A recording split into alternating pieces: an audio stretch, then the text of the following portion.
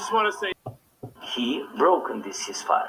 He killed our people, and he didn't exchange prisoners. We signed the exchange of prisoners, but he didn't do it. What kind of diplomacy, JD, you are speaking about? What do you mean?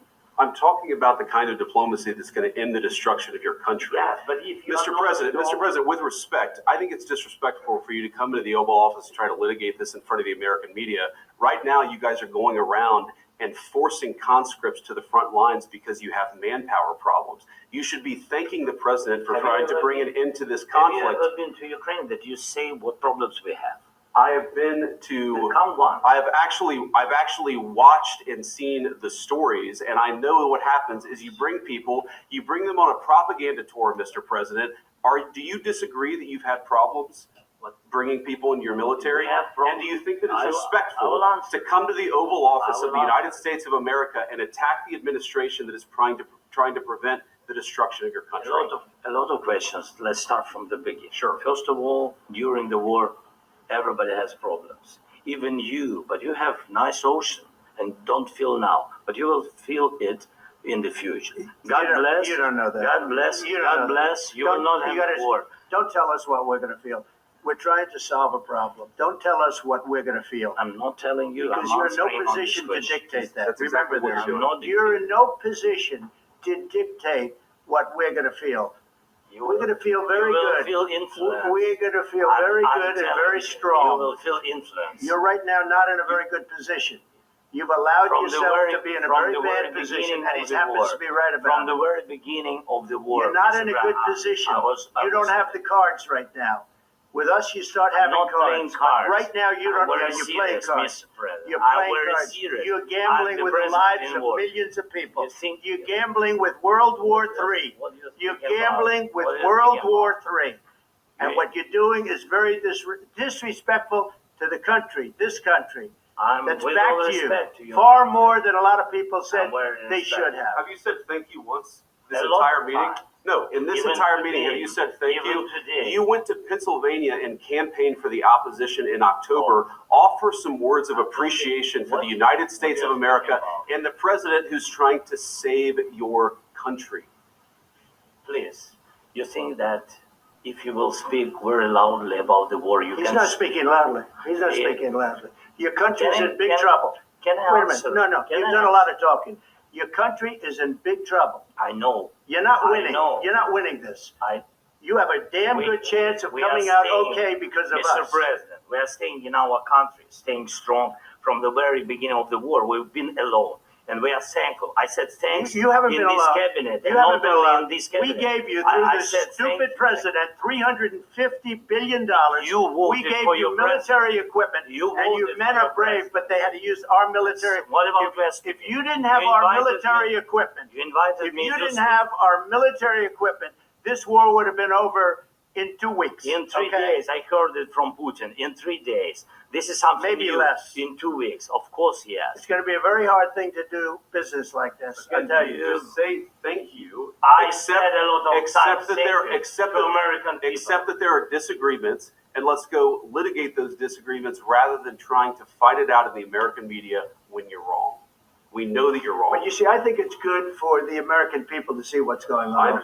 I think it's very important. That's why I kept this going so long. You have to be thankful. You don't have the cards.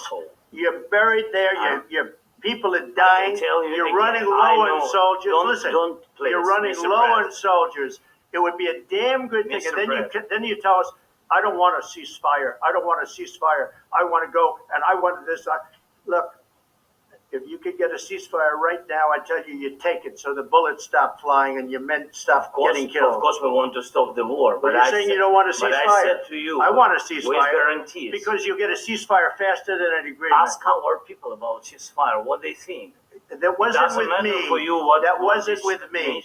That was with a guy named Biden, who was not a smart person. That was with Obama. It was your president. Excuse me. That was with Obama, who gave you sheets, and I gave you javelins. Yes. I gave you the javelins to take out all those tanks. Obama gave you sheets. In fact, the statement is Obama gave sheets and Trump gave javelins. You got to be more thankful, because let me tell you, you don't have the cards. With us, you have the cards. But without us, you don't have any cards. One more question to Mr. Vice President. I'm sorry, It's going to here. be a tough deal to make because the attitudes have to change. What if Russia breaks this fire? What if Russia breaks these talks? What do you do then? I understand that it's a heated conversation right What are now, you saying? What She's if asking, what if Russia Putin breaks the ceasefire? What if anything? What if a bomb drops on your head right now? Okay? What if they broke it? I don't know. They broke it with Biden because Biden, they didn't respect him. They didn't respect Obama. They respect me. Let me tell you, Putin went through a hell of a lot with me. He went through a phony witch hunt where they used him and Russia. Russia. You ever hear of We're that joined deal? now by Massachusetts Congressman and a member of the Armed Services Committee, Seth Moulton. Congressman, thanks so much for being with us. First, your reaction to this deal being off, to this Oval Office meeting that we watched unfold as dramatically as it did, and to the press conference now being canceled and the future of Ukraine in question. Well, look, I've just been sitting here listening to these British guys ramble on and on about this. Let's just cut to the chase. The President of the United States is a coward who is Vladimir Putin's puppet. The Vice President of the United States is a pogue and a coward who is Donald Trump's puppet. And so what we just witnessed was a meeting in the Oval Office between two cowardly puppets and a hero. And whether you voted for these puppets or not, just as an American, as a fellow American, it's just embarrassing that the only hero in the Oval Office, the only decent human being for that matter, is the Ukrainian. I mean, this administration is going to go down as an embarrassment to American history.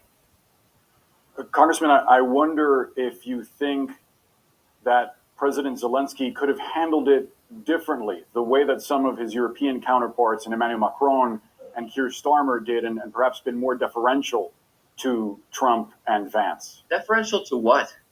Deferential to a president who allowed a deal in his first term to crumble because Putin just violated it? Deferential to a vice president who didn't even bother to visit Ukraine? I hardly know anyone in Congress who has any view on national security who hasn't been to Ukraine during this war. Deferential to a draft dodger who's our commander-in-chief? Zelensky doesn't deserve to be deferential to anyone in that Oval Office. In fact, I kind of wish he'd put them in their place a little bit stronger. I mean, this is just truly, truly embarrassing. And the vast majority of my Republican colleagues in Congress completely agree with me. They know the truth here. They're just too scared to say it themselves. Congressman, I do wonder how you would react to the suggestion by J.D. Vance that there was a lot of chest thumping and harsh words for Putin in the last administration, but not enough action. Do you think that the Biden administration should have provided Ukraine with stronger weapons sooner in order to prevent where we are right now?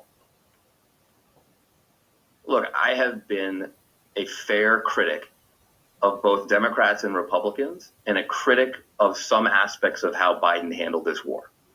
And yes, I think that he should have given them more weapons faster. But the idea that Vance and Trump, who are literally sucking up to a dictator, who want Putin apparently to win this war, the idea that they would criticize Biden, I mean, that's real rich. That's real rich. Where do you think this goes from here, Congressman? Do you think U.S. aid to Ukraine is immediately at risk? It's unquestionably at risk. I mean, everything we stand for as Americans, the very fundamental value of freedom, is at risk with what these two are doing. But the other risk that we shouldn't ignore, and J.D. Vance brought it up, is World War III. Congressman, sorry to interrupt. We want to listen in.